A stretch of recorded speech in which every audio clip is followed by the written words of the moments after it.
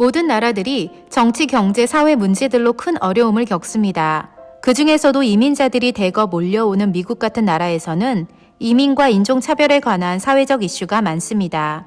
2024년을 살아가고 있는 우리는 정치, 사회적 문제에 대한 예수님의 견해와 해결 방법에 대해 궁금하지 않을 수 없습니다. 그리고 예수님은 사마리아 여인의 이야기를 통해 이 같은 우리의 고민과 질문에 대한 답을 주시는 것 같습니다. 예수님이 유대에서 갈릴리로 가실 때 그분은 가장 빠르고 곧장 갈 수 있는 길을 선택하셨고 이 길은 사마리아를 통과하는 것으로 유대인들이 가기를 꺼려하는 길이었습니다. 당시의 대부분의 유대인들은 사마리아인들과는 상종도 하기 싫어했고 그래서 요단강을 건너 여리고를 지나 먼 길을 돌아서 갈릴리로 왔습니다. 이렇게까지 사마리아를 거치려고 하지 않았던 이유는 정치적 갈등, 이민 문제, 또 인종적 긴장감 때문이었습니다. 솔로몬 시대 이후 이스라엘은 북왕국 이스라엘과 남왕국 유다 이렇게 두 개로 갈라졌고 북왕국은 사마리아를 수도로 선택하여 백성들이 예루살렘에 있는 남왕국 유다로 내려가지 못하도록 막았습니다.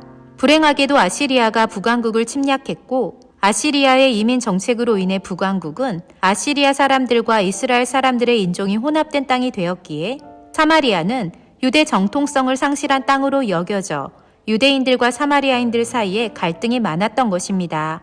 무의식적으로 유대인들은 모든 사마리아 사람들이 종교적, 인종적으로 혼합되었다고 생각했기에 자신들과 다른 외국인이나 이방인 취급을 했지만 예수님은 이 같은 사회적 통념을 깨뜨리셨습니다. 사실 사마리아에도 아시리아의 종교와 문화에 타협하지 않으며 하나님을 향한 자신들의 신앙을 지키려고 노력하던 그래서 예수님이 찾기를 원하시는 이스라엘의 잃어버린 양들이 있었습니다. 사마리아 여인은 이 같은 남은 자 중에 하나였습니다.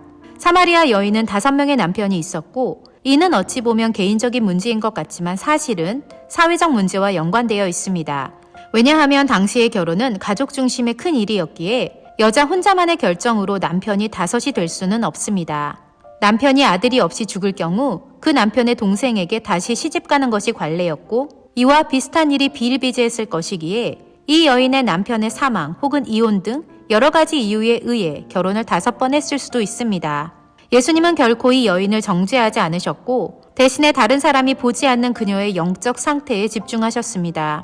유대인 중 그 누구도 말을 걸지 않던 사마리아 사람에게 예수님은 부드럽게 대화를 시작하셨고 겸손한 자세와 그녀를 받아들이는 미소를 띄우며 그녀의 말에 귀를 기울이셨습니다. 예수님의 이 같은 겸손과 존중의 태도는 대인관계의 갈등과 긴장을 최소화시키는 가장 좋은 방법임을 우리에게 보여주셨습니다. 한 나라에 살지만 서로 다른 2개의 나라인 것처럼 분열되고 사소한 대화조차 거부하며 많은 적대감과 문제를 야기하는 지금의 세상에서 예수님은 서로 다른 생각과 삶의 방식을 가진 사람들 사이에서 어떻게 열린 대화를 하고 또 다름의 문제를 어떻게 해결하며 살아야 하는지를 보여주셨습니다. 우리가 예수님의 제자라면 마땅히 예수님이 보여주신 대로 정치 사회적 갈등을 해결할 수 있는 지혜가 있어야 할 것입니다.